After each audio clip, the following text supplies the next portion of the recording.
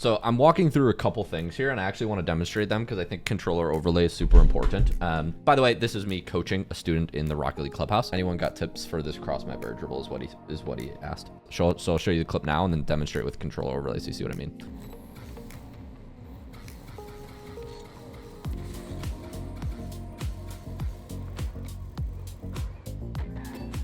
So let me pause at the key moments. So you're hitting this ball correctly. I actually don't break tap here. You don't need to break tap on this setup at this point in time. So I say you don't have to break tap at this point in time. And what I'm trying to explain here is the difference between like a wall setup and a back wall.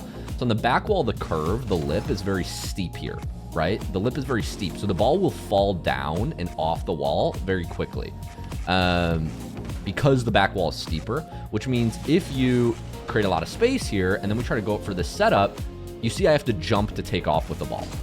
You see I have to jump to take off with the ball. This is not ideal. This is different than on the wall. Like on the wall, I could just hit the ball here and it still goes with a nice setup because the ball stays glued to the wall a little bit longer on this curve because this curve is smoother, right, than the back wall. The side wall is smoother than the back wall, less steep. I can get that nice high lofted setup without having to jump. Now on the back wall, we actually want to stay a little bit closer. We don't want to create this like massive 1 to 2 car lengths of space and then try to go get it because then our first touch is shit. Instead, we want to kind of stay with the ball and get that first touch rather quickly. That way we catch it before the ball falls off the wall here. And then you'll notice I do like a little pop, what Pro Coach Verge calls a pop and stop. So you pop and you stop your car. You do that brake tap.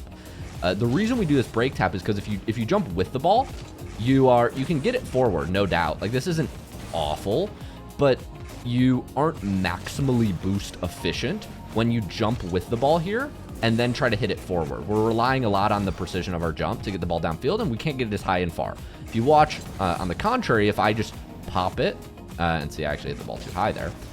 If I pop it here and then stop, I can kind of reach out and get that first touch much higher and much farther. And I'll let this one play back just so you can see this is much more boost efficient in game. And actually, like, if you could choose a setup, you would choose the second one because this one's higher, farther, going downfield. Okay, so you have to master that kind of like pop and stop motion that I describe in the video. The second thing I describe in the video is the recovery or the touch under the ball. So when I make my touch, my first touch forward, when I twist flip into the ball, guys, so this is a speed flip where I let go at the end. A speed flip where I let go at the end and my nose faces up. The difference is a speed flip normally looks like this, where my nose faces forward. But I'm gonna speed flip and let go so my nose faces up. See how my car lands up on the wall. When I do that twist flip, you need to make sure you're flipping from under the ball, right? So when I do this flip, I'm getting this touch under the ball. And that was super exaggerated, but I'll try to get like one that's kind of more in the middle ground. I'll get this touch here. This twist flip wants to be about there. Now it's actually too far behind. The twist flip, it has to be very precise. You want this twist flip to be right about there. I think that was my best example.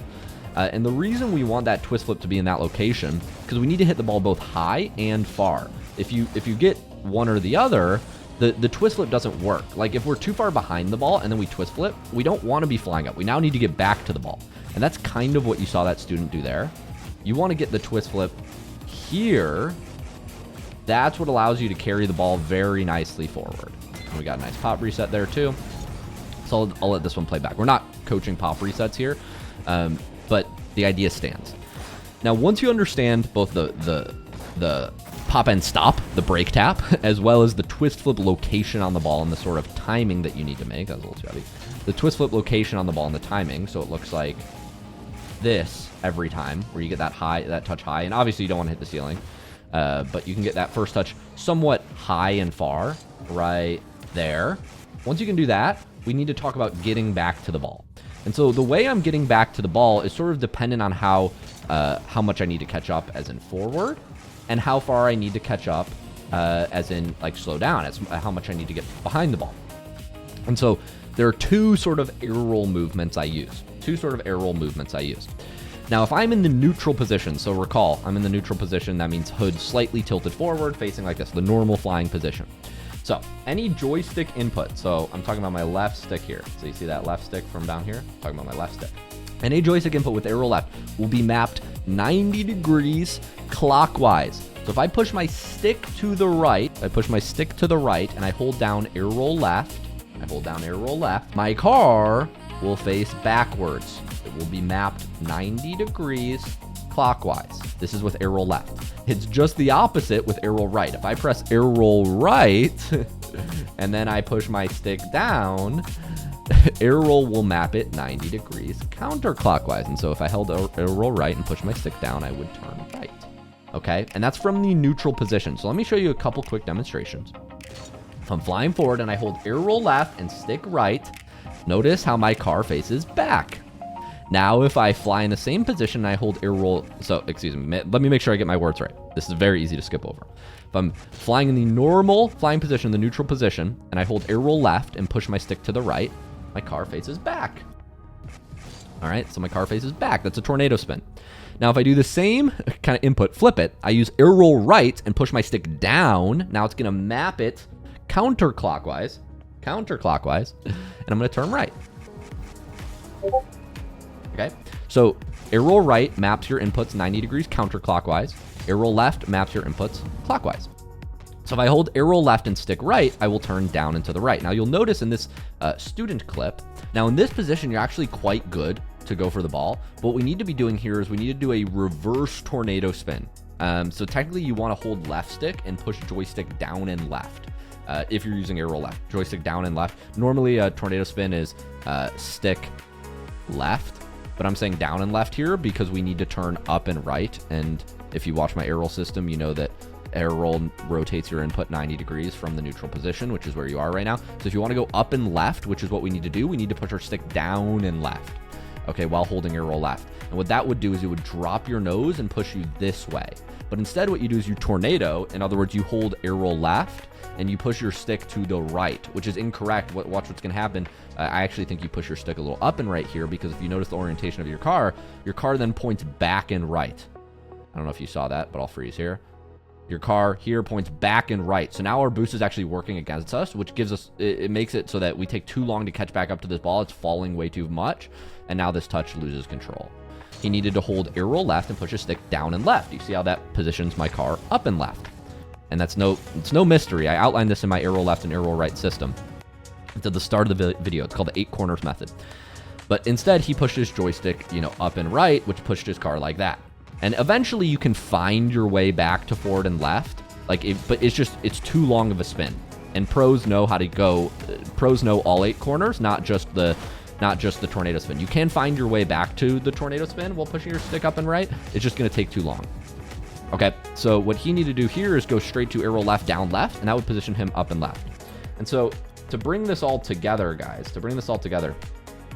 based on where the setup is, I will either reverse tornado spin, air roll left, stick left to speed up from the neutral position. See how my nose gets dropped down.